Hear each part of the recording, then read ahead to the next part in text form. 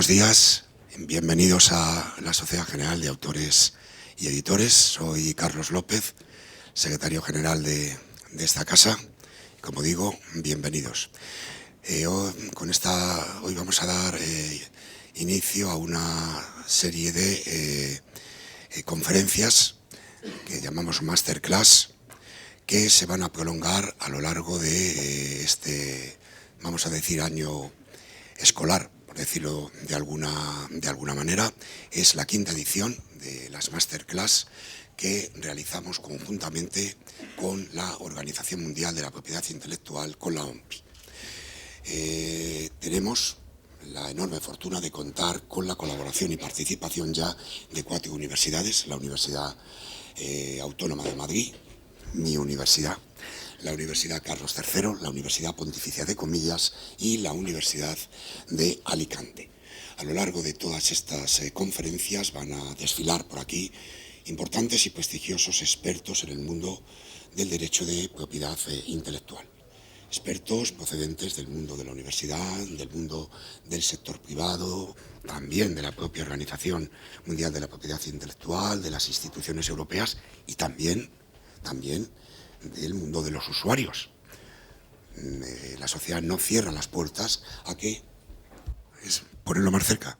Bueno, muchas gracias. La sociedad no cierra ni muchísimo menos las puertas a que pueda todo el mundo exponer sus puntos de vista. Ocurre que muchas veces algún determinado tipo de usuarios que le encanta expresar sus opiniones fuera de, cuando se le invita a participar dentro de, pues no participa.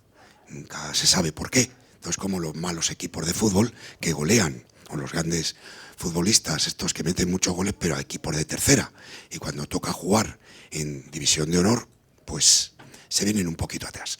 En fin, en cualquier caso, verán que a lo largo de todas estas conferencias van a estar presentes expertos de todos los sectores y que nos van a ayudar con sus opiniones. Hoy tenemos con nosotros a uno de esos expertos, David Uwemedimo. Me cuesta Dios y ayuda al pronunciar el apellido, con lo cual te voy a decir David y ya con eso basta y sobra. Bueno, David su formación es jurídica, es un abogado con más de 25 años de experiencia en el mundo del derecho de propiedad intelectual. Como en el mundo del flamenco ha tocado todos los palos, pero todos los palos. Prestó sus servicios en la entidad de gestión del Reino Unido, en PRS, donde fue director de los servicios jurídicos y secretario del Consejo de Dirección. Ha tenido una larga experiencia también en el mundo del ejercicio libre del derecho, habiéndose especializado en el ámbito del derecho del entretenimiento. Ha prestado sus servicios en la Confederación Internacional de Sociedades de Autores y Compositores, en la CISAC, donde ha sido el director de Asuntos Jurídicos y Estratégicos, y actualmente presta sus servicios desde el año 2011 en el seno de la Organización Mundial de la Propiedad Intelectual, donde es el director de la División de Infraestructuras Culturales. Como digo, señor Uwemedimo es un gran experto. Él nos va a poder ilustrar con muchos aspectos que se viven en el mundo de la principal organización internacional del mundo del derecho de autor, como es la Organización Mundial de la Propiedad Intelectual. David, first of all, welcome to SGI. It's a pleasure to have here, and I hope there will be more opportunities. You're counting on your participation in the future. En palabras españolas, que no te vas a escapar. Eso ya ponlo como quieras. Thank you, David. Gracias a todos. It's your turn.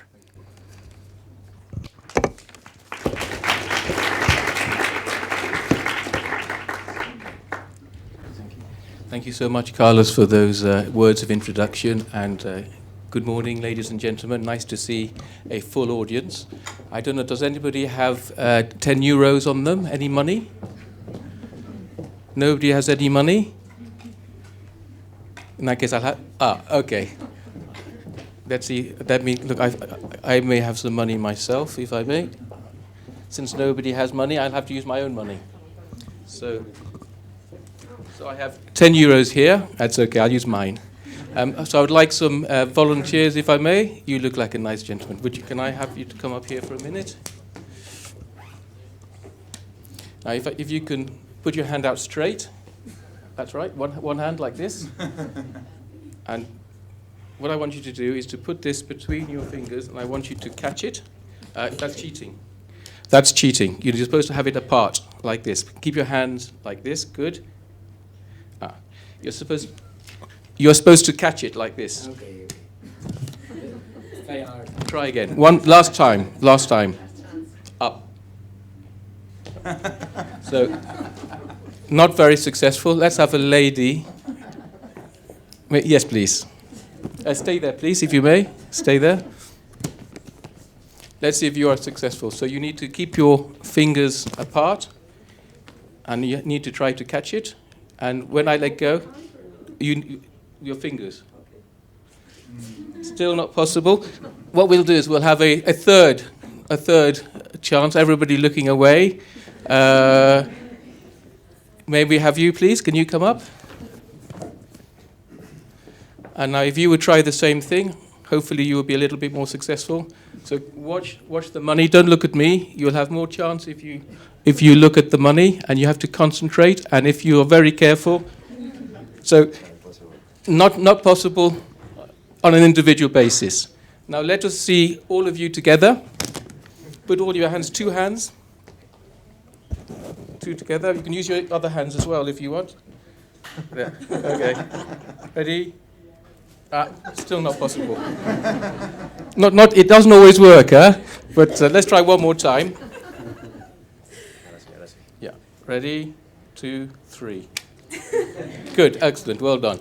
So that is thank you. Give them a hand of applause. Ladies and gentlemen, that shows that earning money is not easy on an individual basis. But working together, working on a collective basis, things are far easier. And that is the first principle that we are going to be discussing today, which is the principle of solidarity. Solidarity means that it is better to work together than to stand apart. And that is the principle upon which collective management organizations are based. Are you all aware of collective management organizations? I believe you're doing a master's in intellectual property. So you're just starting off on intellectual property.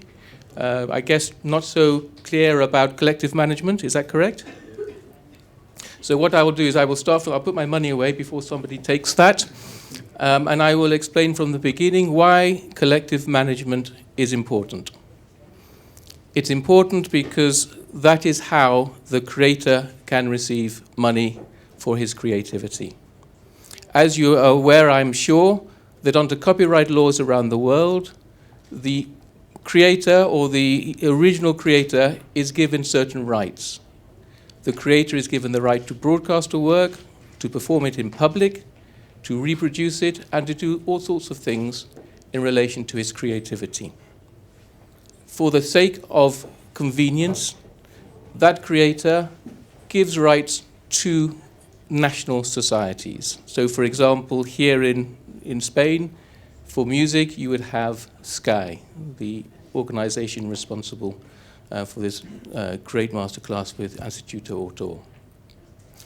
SCAI and similar organizations around the world are joined together by contracts of reciprocal representation. And through these contracts of reciprocal representation, each collective management organization within its territory represents virtually the world's repertoire of copyright works. So, in a nutshell, that is how collective management organizations work. They work by collecting together rights, and they work by using those rights in order to earn money for the public. That's the basis of collective management organizations. That's how it used to work. And we'll be talking a little bit in this talk about how perhaps that is changing with the new technologies. But for now, talking about the general traditional use of collective management organizations, that is how they have been set up. It is true that nowadays, unfortunately, that is breaking down a bit, but that is something that we're going to be talking about when it comes to the new technologies. The basic principle is that collective management organizations exist to do collectively that which the individual creator cannot do for himself or herself. So that is the first pillar of collective management organizations. We're going to be talking about the 9 other pillars during the course of today. I'm hoping that there will be some interaction. I'll be asking you if you'd prefer to respond in Spanish, no problem. Not that I understand, but I will be using my headphones, so please feel free to express yourself equally in Spanish. So what are the other pillars that we will be talking about today? What are the other fundamental principles upon which collective management is based? So first, it's a collectivity that we've just been experiencing, the importance of bringing rights together. The second is licensing. The third is documentation. The fourth will be distribution. The fifth will be, what will be the fifth? The fifth will be new technologies. The sixth will be the importance of transparency, accountability, and governance. The seventh will be membership. The eighth will be culture. 9, copyright. 10, creativity. So those will be the 10 subjects we'll be talking about today. I might change the order, but those will be the general principles upon which collective management is based today. So we move on to the second of those, which is licensing. I have just mentioned that in relation to the first principle of collectivity, the collective management organizations such as Sky here collect rights. They collect rights from their creators to broadcast a work, to diffuse it by cable, to transmit it to members of the public, to reproduce it, and so forth. But of course, there's no point in having rights if you do not do anything with them. So the first important principle of collective management, or second important principle of collective management, is for the collective management organization to issue licenses in respect of the rights which have been granted to it by its members, and also by the members of its sister societies around the world. Now, these licensing practices tend to follow certain principles.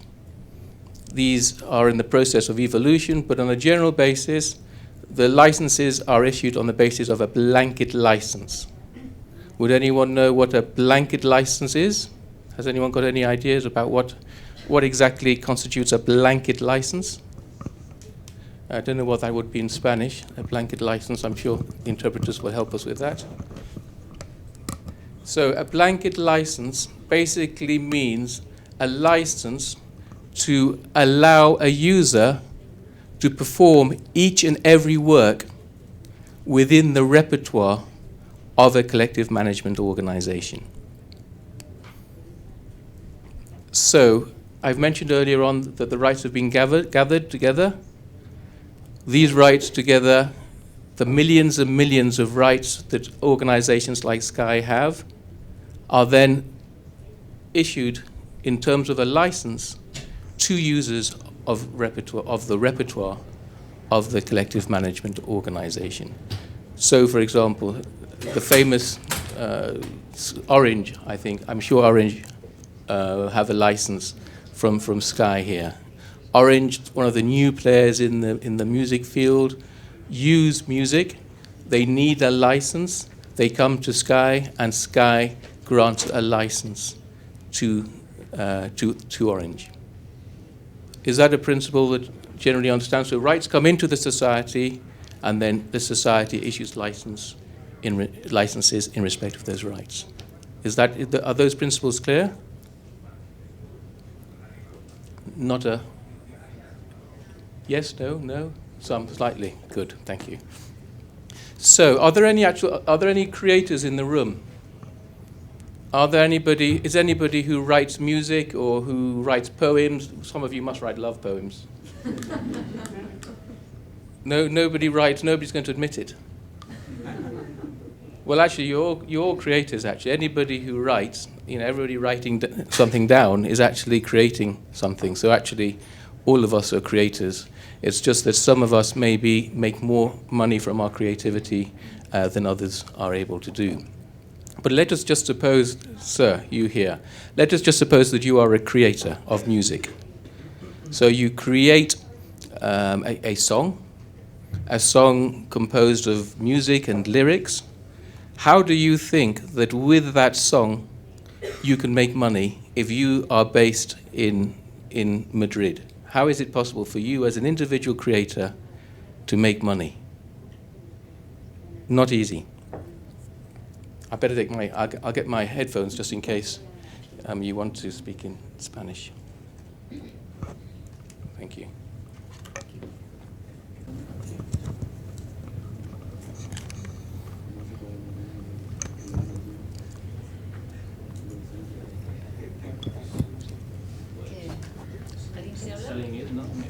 Yeah.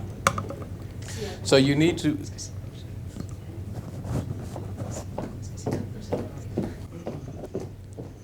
No, I mean like selling it.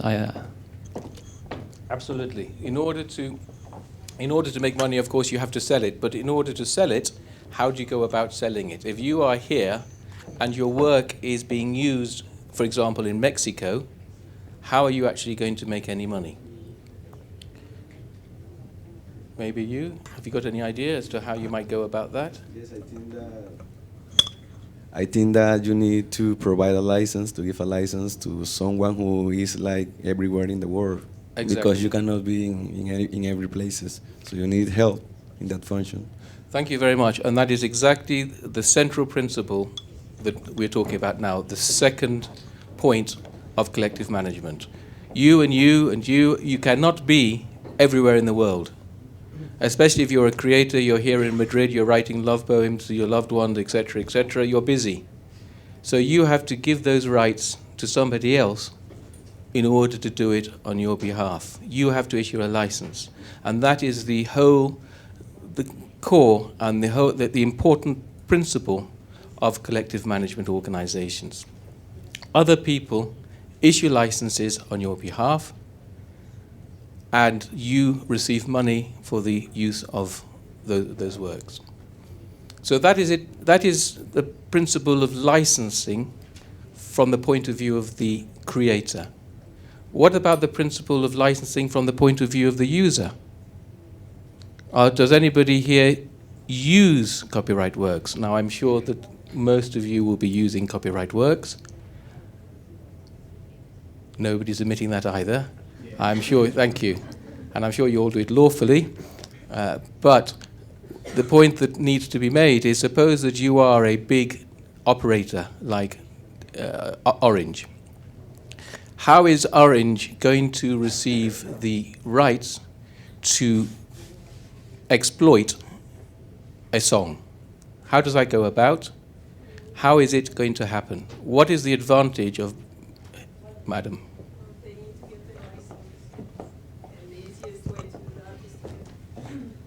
Get a license from a collecting society, because that way they have access to more works. I mean, instead of going to each artist and ask him for a license, they can just go to this guy and ask for a general blanket license. Perfect, thank you. That is exactly the point why collective management organizations are important, not just for the creator, but also for the user. Because without the skies of this world, there are at least 200 skies of this world, not of course as illustrious as Sky, but there are organizations like Sky around the world. Without these organizations in place, it would be very, very difficult for a user to obtain the requisite rights in order to perform, to use the works. There are millions and millions and millions of songs that exist. Can you imagine if you are a user that you have to go to the every single right holder of every single one of those millions of songs. That is very complex, and that is why licensing is a key part of collective management organizations. It allows creators to receive monies for the use of his or her works, and it allows the users to clear rights in a simple fashion. Are all those principles clear? We now move on to the next one, which is the next principle that we were going to talk about, which is documentation. Does anybody know about the documentation that exists in relation to collective management organizations? Just a few words about documentation. Well, each society, like Sky, keeps records within it about the works which are written by Sky's members, and also information about the members themselves. So, for example, if I am a Sky member, I would first of all sign an agreement with Sky. They would give me a membership number, and with that membership number, Sky can identify me within Spain, and Sky's sister societies around the world can identify me on a worldwide basis. Documentation is critical to the success of collective management organizations. Many collective management organizations don't like to think of themselves like this, but they're actually very similar to a bank. Banks process information, banks process data, banks need to keep accurate records of who has put money into its accounts, and that is what collective management organizations do as well. It is critical for any collective management organization to keep good records, to document its members, and to document the works used by its members. This is done increasingly on a computerized system for obvious reasons. Just as a bank uses computers in order to keep records, so too does a collective management organization use computerized systems in order to ensure that the right royalties are paid to the right people. The only thing we would say is that in relation to these computerized systems, not all of these computerized systems are talking very well to each other, and there is still a long way to go before the computerized systems are working as one. If I can just give you an example, I've got another in my bag of tricks here. Let's see if I have it here. Excuse me. I live in Geneva, where I don't know if I brought it with me. I live in Geneva, where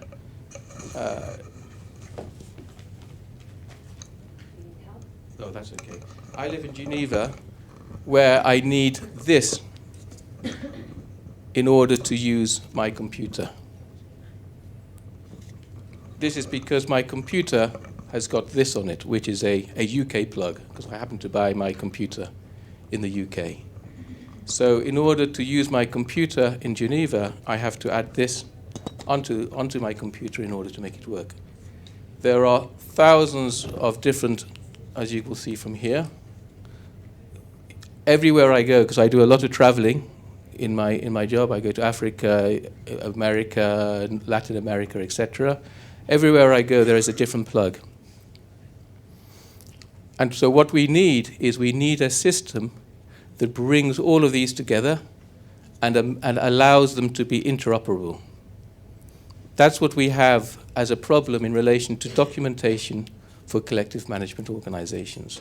There are very, very good systems in place, for example, of identifying musical works. And Sky is a member of an international confederation called CSAC that operates what it calls a common information system, which allows a single authoritative code to be used to identify musical works.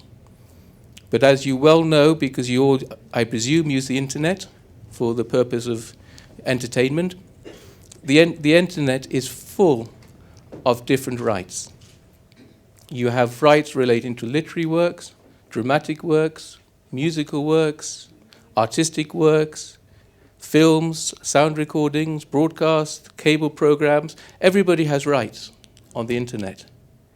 And the problem is that in order for the user to be able to identify the right copyright owners, and in order for the copyright owners to be able to use the right systems of exploitations, there needs to be some adapter, there needs to be some form of pulling together, of tying together the rights in order to make it easier for both the user and the creator to understand which copyright works are being exploited.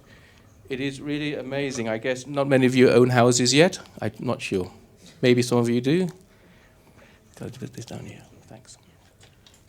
But it is very, if you want to know who owns this building, I'm sure that there is a registry in Spain that you can go to and you can find out this guy owns this building. That doesn't exist for copyright works. You can perhaps find out who owns a musical work, who wrote a musical work, but you can't go to a single authoritative source in order to find out who owns what. And we would say at WIPO that further work needs to be done of bringing together rights and of ensuring that there is transparency in the marketplace.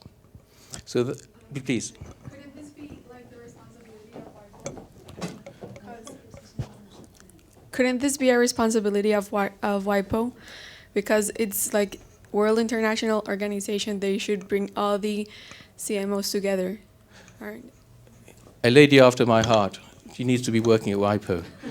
This, of course, is our point of view. We believe that WIPO, as a neutral third party, is well placed in order to ensure that these rights holders talk to each other. As an international as an international organization, we don't own rights ourselves in copyright.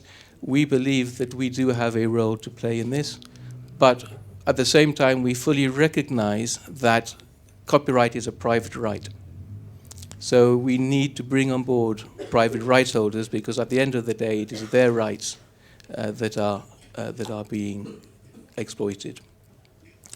It's international federations, international organizations are very useful, we would say, of trying to bring order to a situation. I've got a fairly complicated family life in that my family is from a bit of everywhere. So from Nigeria, from France, England, the Caribbean, India, goodness knows what else, Philippines. I've got quite a complicated family life. But in relation to contacting my family, there is a system for doing so. So for example, if I want to contact my family in France, I dial 0033.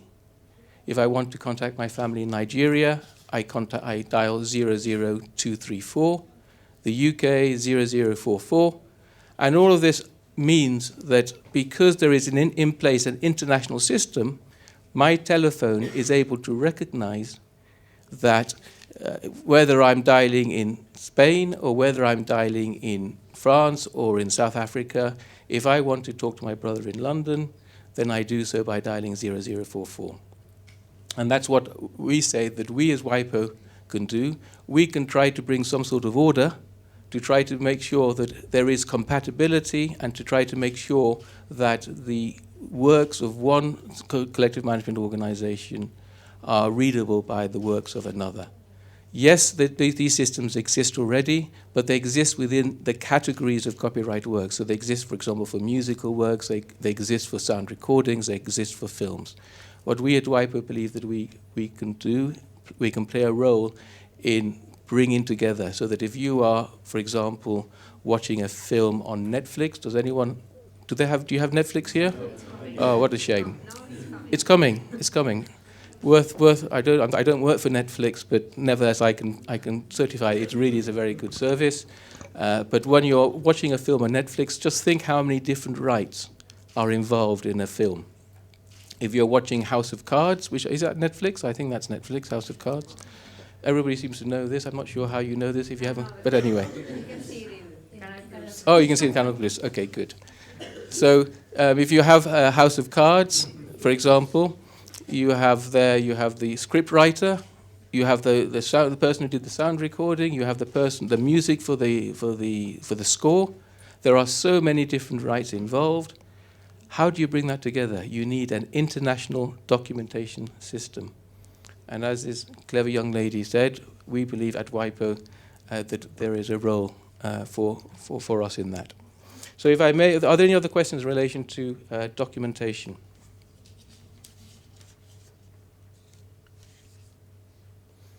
No? In that case, well, I'll move on to I've lost the number. Is it the fifth or the fourth? Fifth. Fourth, thank you. The fourth principle is that of distribution.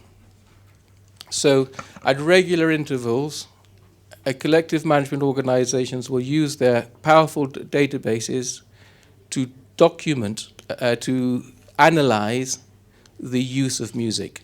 I mentioned at the beginning, remember, I think it was the second principle I mentioned was licensing, that the user received a license in order to exploit copyright works, and of course had to pay money for that use.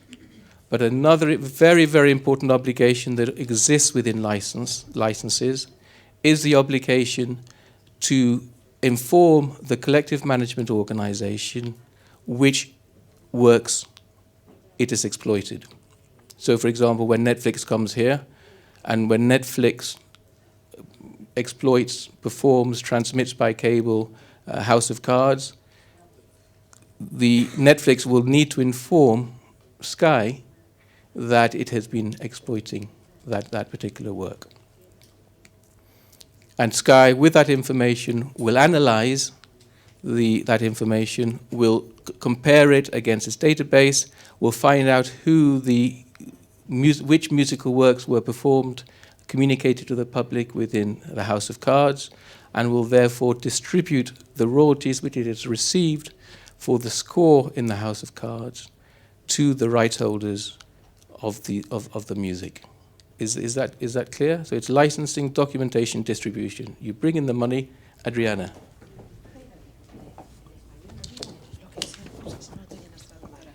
David, creo que es hablar en español, mejor. Creo que es el momento de hacer una pregunta que ha llegado por Twitter sobre el reparto de las cantidades no identificadas por las entidades de gestión y el licenciamiento por el repertorio de las entidades de gestión. Es decir, hay una persona que nos pregunta cómo hacen las entidades de gestión cuando hay obras no identificadas y se tiene que repartir y licenciar también. Quizás puedes explicar un poco ese sistema que está también reconocido en la Directiva de Gestión Colectiva, precisamente. Certainly. I have to say I'm very, very impressed with this Twitter business. I don't understand it myself, but it is actually amazing that I think must be somebody. Hello, Alicante. Is it Alicante? I don't know where it's from, but it is absolutely amazing. These are the new technologies. We'll be talking about the new technologies later, and this is just absolutely fantastic. The first time I came in this room must have been in 1987, a long time ago, before many of you were born.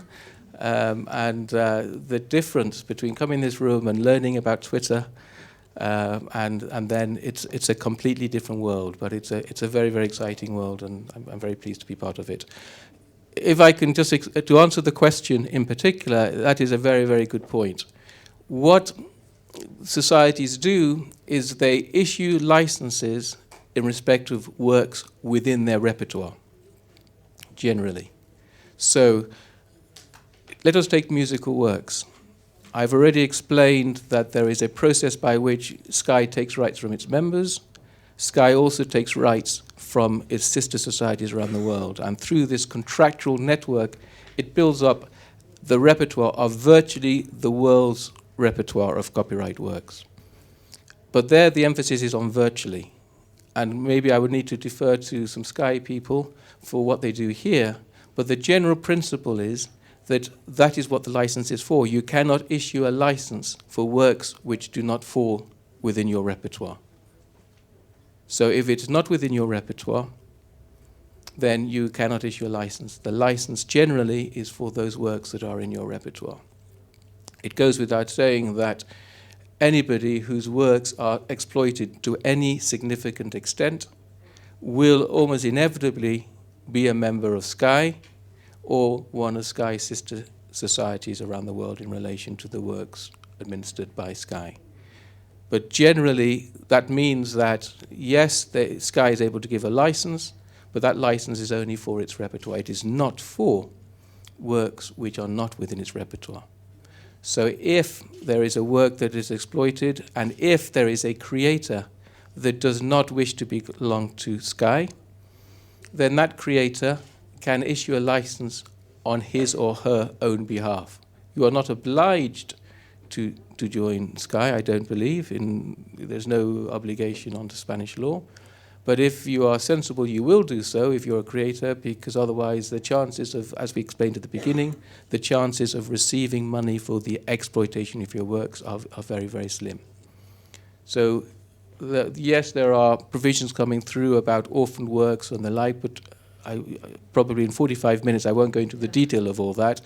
I'll just stick to the general principle that you either join the society and you get your rights administered on your behalf, which is by far the most normal way of proceeding, or you can choose to retain the right yourself and issue licenses on your own behalf.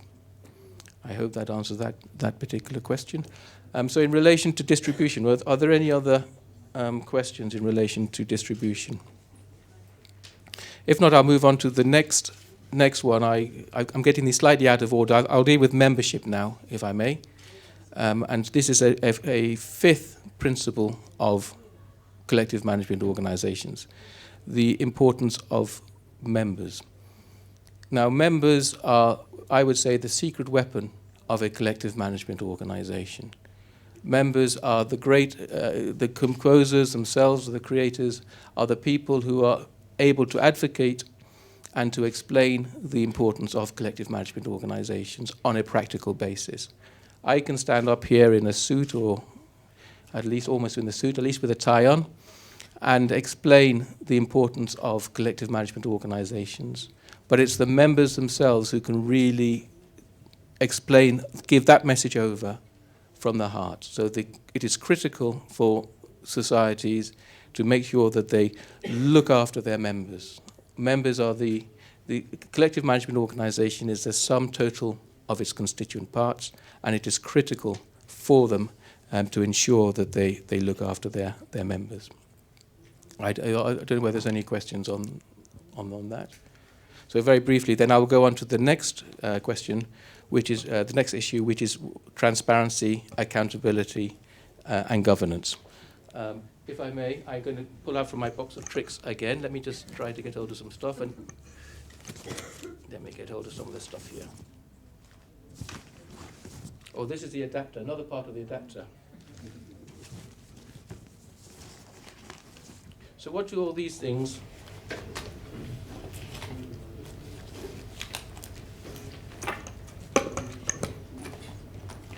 What do all these things have in common?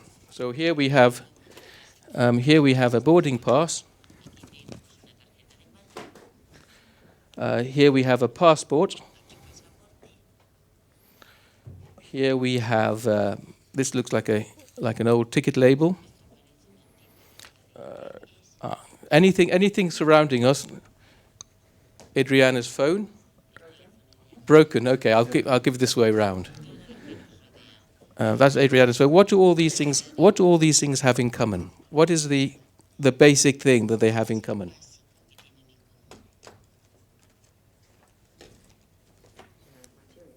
Material, yes, they are material. Identification has personal data of you.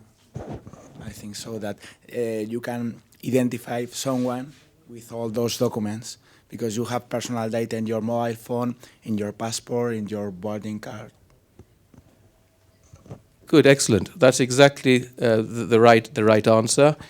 Every piece of this, every article that we have mentioned now, has some form of international identification system, some form of international standards. So it doesn't matter which airport I go to in the world, if they swipe this through the system, they will be able to identify me. That is because the airport in Calabar in Nigeria is using the same machine or the same system as the airport here. There are international standards which apply in many fields around the world. Do you know how many, you know the International Standards Organization? Yeah, everybody's heard of the International Standards Organization, also in Geneva, our neighbors 50 meters away from us in Geneva. The International Standards Organization is an organization that is committed to ensuring international standards. And do you know how many standards, international standards, there are? Can anybody guess how many international standards there are? Guess. 1,000? A million? 10,000. Who's nearest? The 10,000 is about the nearest. In fact, there's 19,500 standards applied by the International Standards Organization. Standards for everything. The jumper, sir, that you have on the moment, the wool on that, the width of the wool in that jumper, there is a standard for that. The world is full of standards. But the one area where there are no international standards relates to the collective management organizations, the transparency, accountability, and governance of collective management organizations. It is simply not possible to say how a collective management organization should be acting when it comes to being transparent, accountable, and having good governance. Collective management organizations are huge businesses now. Over $10 billion a year is being collected by collective management organizations. $10 billion is a lot of money for many of us. If you're turning over that level of money, you need to be transparent, you need to be accountable, and you need to have good governance in place. And you need to do so in accordance with international systems. Now, within Europe, there is a new directive, well, not so new now, but there is a directive that came out fairly recently which lays standards for collective management organizations in Europe. Has anybody heard of that directive? No? You will, I guess. You're going to be doing collective management a bit later, I guess, as part of the course? Yeah? So I guess you will find out about it. But there is a directive which came out not so long ago, which lays down how transparent, accountable, and what sort of governance a collective management organization needs to abide by if they want to be a collective management organization within the European Union. But the European Union is, 28 now? 28 member states? 28? 28 member states. WIPO has 188 member states, so there must be at least 200 and something countries around the world. So, although there is harmonization within Europe now, that harmonization simply does not exist on an international scale.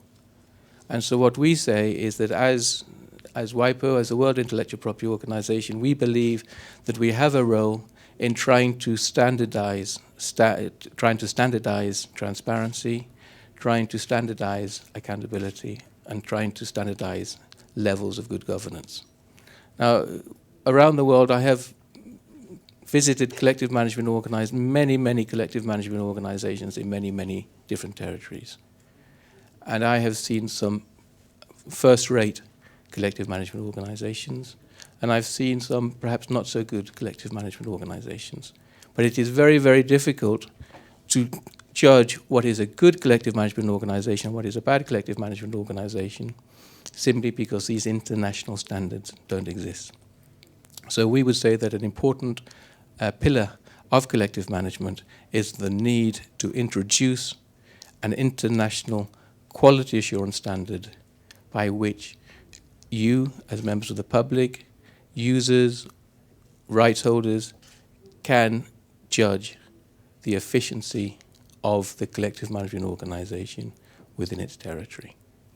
Does anybody have any questions relating to that? I'm not sure how much longer I have, by the way. It's 11. So I will go through the other principles very, very quickly indeed. The new technologies. Now, this is a fascinating subject. What a shame we haven't got time to develop this. But you are all part of the new technologies. As I was saying earlier on, you've just seen Twitter. But it is fantastic. But you don't think this, but for you it's normal to pick up your iPad and then find any information you want, any music you want, any film you want. For you, this is normal. My generation, we're still getting used to that. But what is important is that the collective management organizations need to adapt to the changes in technologies. So there is a massive change in technologies. There is a massive change in the way works are being created, exploited, enjoyed, and collective management organizations need to move with the times and need to ensure that the changes in technologies are something that they embrace rather than something that they resist. And of course, there are many collective management organizations who are enhancing the new technologies to maximum effect and ensuring that they do indeed keep pace with the times. The other pillars, I'll put them together, the C's, the culture, copyright, and the creator. I'll put those all together since we haven't got time. If I'm good enough, maybe Adriana will invite me back another time. But for now, I will deal with it very, very briefly. Culture, creativity, and copyright are the other pillars that we need to discuss.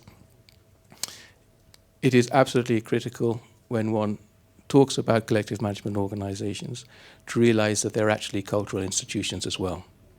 I mentioned earlier on that collective management organizations had much in common with banks, and absolutely that is true. They are big business. At the same time, one mustn't forget the cultural heritage and the importance of culture within the life of a collective management organization, especially when one has a very strong culture, as one has in Spain. The Spanish culture is extremely strong and is a net exporter of culture. Your culture is enjoyed around the whole world.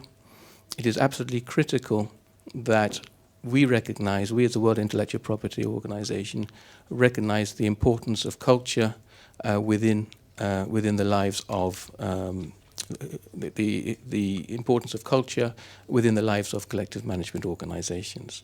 And then onto copyright, if I can go on to another pillar, which is copyright. Let us imagine that this were a country. How many of you do you think would be employed in the copyright industries? Well, the answer is it could be up to 10, 11% of you could be employed in the copyright industries. So copyright, yes, copyright is important for the creator, but copyright is also important for the economy of a country. I have been employed now in the copyright industries and have made my living through the copyright industries for many years now.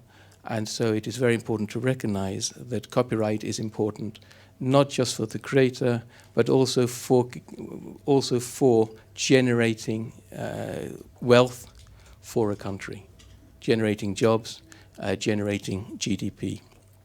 But finally, and I hope this is the 10th, I hope I'm on to the 10th, I'm not sure, we're keeping tags of everything that I've done. I believe this is the 10th. The 10th is the creator. We mustn't forget that everything begins with the creator. If the creator doesn't create, then there are no rights to be granted to the collective management organization. And if no rights are granted to the collective management organizations, then there is no culture, there is no music, there is no films to be enjoyed by us. So in the discussions about big business, we must always remember that the central part of the collective management world has to remain the creators. Okay, we haven't got so many creators in this room yet, but I'm sure one day you will be writing your poems and the like. So in conclusion, if I can conclude very briefly, because unfortunately we're running out of time, This is a fast-changing world we are living in. We are living in a very fast-changing world. The new technologies are a reality, and we must embrace those new technologies. There was a king in England many centuries ago called King Canute. He tried to stop the waves by putting out his hands. He took his throne onto the beach, he put out his hand, and he tried to stop the waves by putting out his hands. No surprise, the waves kept on coming in. And that's what we would say is the situation in relation to collective management organizations. The waves are going to come in, the new technology waves are going to come in. It is going to be a tremendous advantage, these waves. They're going to give the creator a tremendous opportunity to earn monies for the use of his or her works. But it must be embraced. The waves that come in, let's use it for renewable energy or whatever. But we need to embrace changes. And collective management organizations, as with every other player in the cultural field, must ensure that they embrace the new technologies and ensure that these new technologies are used in order to give the creative community of the world the recognition and the royalties which they so rightly deserve. Thank you very much.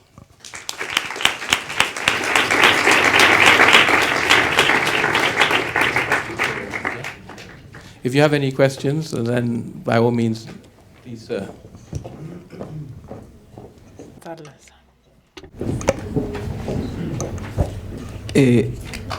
Un poco con la pregunta que planteaba la persona por Twitter, pues entiendo la posición de plantear que no se debe licenciar cosas de las que no se tiene la titularidad o la autorización del creador.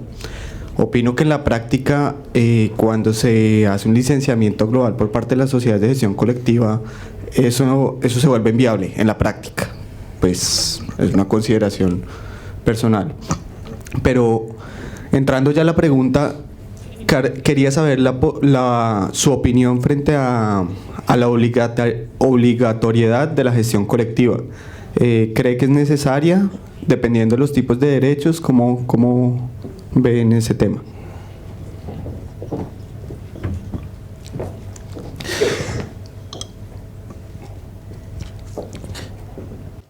Thank you very much for that excellent question. As a starting point, what I would say is that copyright is important, but the reality of the world, rightly or wrongly, is that the new technologies are with us. The new technologies are bringing massive forms of exploitation. The new technologies are therefore using copyright works on a massive basis, and that therefore there has to be a system in place which makes it easy for the copyright user to obtain the requisite rights. The world is not going to stop like King Canute because of copyright law. It is absolutely critical that copyright law keeps abreast of developments. So we are in a situation within the world where, rightly or wrongly, it isn't the easiest thing to obtain all the requisite permissions. It's getting easier. Rights holders are working together much more effectively, but we're not there yet. There is nowhere in place a system that I, as a user, can go and I get all the rights for the whole world for the use of every work that I want to do. That simply doesn't exist at the moment. But what I would say is that unless copyright owners are able to simplify, then there will be an increasing demand for mandatory licenses that you have mentioned. There will be people who will say, well, it simply doesn't make sense that I have to go all around the whole world taking out getting licenses from him, her, it, around the place. What we need to put into place is a mandatory system of licensing.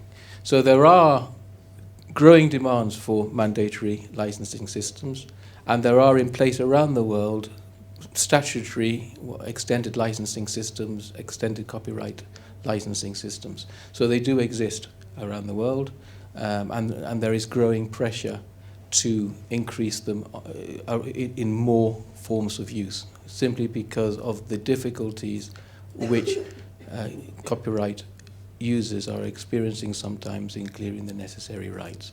So there will be discussions, and these discussions will continue about the role that compulsory licensing needs to play within the collective management world. There are arguments both for and against this argument, and that is a debate which will continue, I'm sure, for the next couple of decades. Thank you.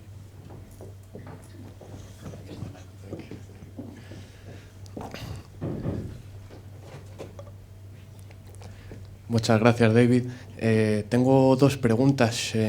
Una está relacionada con las nuevas tecnologías a las que has aludido de forma reiterada a lo largo de tu ponencia.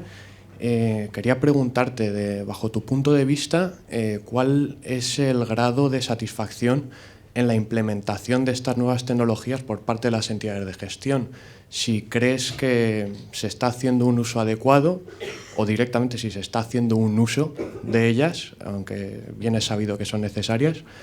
Y por otro lado, ya no solo el disponer de esas herramientas, esas nuevas tecnologías, sino cómo utilizar y procesar esa información.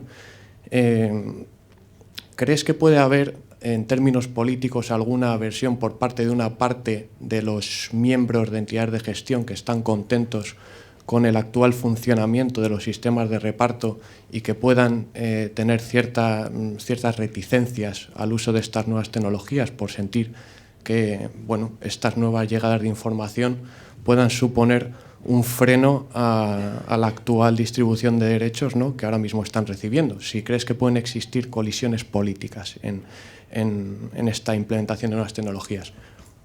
Luego la segunda pregunta está relacionada con los acuerdos de reciprocidad existentes entre entidades de gestión. ¿Crees que a día de hoy son útiles o útiles a nivel práctico? Porque también es sabido que hay muchos socios que ven que no funcionan, perciben que no funcionan, pues que son conocedores de que sus obras se están explotando en determinados países que no son los suyos propios, locales, pero sin embargo las entidades de gestión locales no están contentos, ¿no?, con esa distribución de derechos que se recaudan en el extranjero y que al final terminan limitando su mandato de gestión utilizando una entidad de gestión para cada país. Al final les resulta más efectivo, ¿no? ¿Cuál es tu opinión al respecto de estos acuerdos de reciprocidad? Muchas gracias. Thank you very much. In relation to the new technologies, yes, there is no doubt. There is no doubt whatsoever that there are creators, composers, authors, publishers around the world who feel threatened by the new technologies. They see that it's something that is intangible, and they see that it's something that is like Kinkanews waves crashing in on them. So yes, they do feel there are societies, there are members who fear the new technologies. But we would say the new technologies really are nothing to be feared. They're something to be embraced. The new technologies are good, provided that they take place within a properly regulated copyright system. The question of what constitutes a proper regulated copyright system is a debate that will go on for some considerable time. But we would say that the new technologies give the creator a wonderful opportunity to earn money that he or she would never have earned in the past. You know, the fact that a Chinese student might have access to a work created in an attic in Madrid, that's a wonderful opportunity. That would never have happened if the democratizing forces of the new technologies had not been with us. the beauty of the new technologies is that we can all be creators, and we can all be producers, and we can all be consumers, and that is an opportunity that should be embraced. As the Chinese say, with danger comes opportunity, a tremendous opportunity to them. Moving on to your second question, if I may, which is about the reciprocal representation contracts, I would say that these contracts are not just useful, they're actually essential. I would say that they are an important part of the collective management system, and I do not see how collective management organizations would be able to perform effectively in the future unless this network of contracts and the computers supporting those contracts is not maintained. There is, of course, the danger which you mentioned, and so rightly mentioned, the dangers of ensuring that, for example, Spanish works are fully recognized and exploited in Burkina Faso or in South Africa or in Australia. That is a real danger. But because of that danger, that doesn't necessarily mean that you need to scrap the system of contracts of reciprocal representation. What it does mean is that you do need to ensure greater transparency, greater accountability and governance, which is why we say that our project that we have launched, which is the Tag of Excellence project to introduce and promote transparency, accountability and good governance, we would say that that is critical.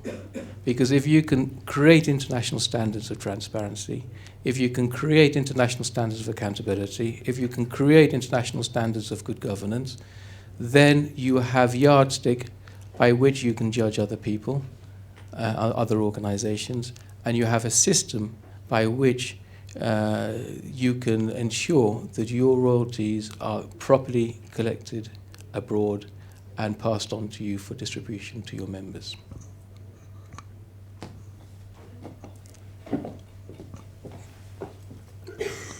I would like to know which is your opinion about copyright and SDGs. Do you think a country, or at least a developed country, could use copyright for developing or for bigger incomes in their economy? That is a great question, if I may say. There is a general perception that all intellectual property is very good for developed countries, and that intellectual property is not good for developing countries. That there is arguments that are espoused along these lines. We would say really far the contrary. We would say that the whole purpose of copyright is to encourage creativity. Through the encouragement of creativity, you can help at the economy of a country. And we believe that by developing copyright within developing countries, within least developed countries, you are helping those countries to exist. We have carried out over 40 studies, national studies, about the effect of copyright on the economy of a country, and it really is quite amazing the beneficial effects that copyright can have. If you go to our website, all of our studies are we're going to have a talk about it. Demeter, my colleague in my division, is also going to come here to talk about it. I hope you're going to be there as well to listen. But what we would say is really it is critical for the developing world to link up their creativity to the world. If, for example, you have a Nigerian composer, if you can join through collective management organizations that Nigerian composer to, for example, Sky, or to the US, the collective management organizations in the US, then you can ensure that that Nigerian composer has a source of revenue which it may not have at present. So the developed world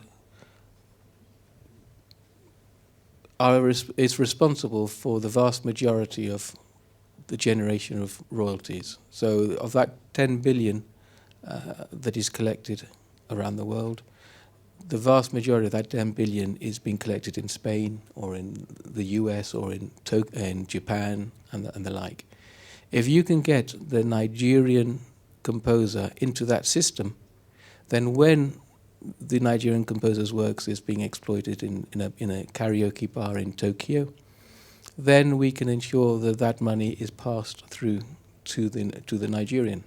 It's a way of ensuring that countries with a rich culture, such as Nigeria, that has one of the biggest film industries in the world, it's a way of ensuring that they can receive monies for the use of copyright works outside and receive a large percentage or a percentage of the overall pie. So of that 10 billion, if you can put into place an efficient international system, then the Nigerian composer will be receiving monies that he or she would not otherwise be receiving.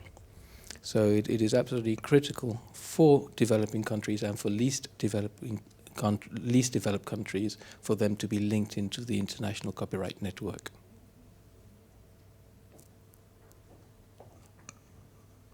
Any other questions? Silence. Okay, well, thank you so much again for your time. Much appreciated, and I hope you have the opportunity of speaking to some of you on an individual basis. Thank you very much.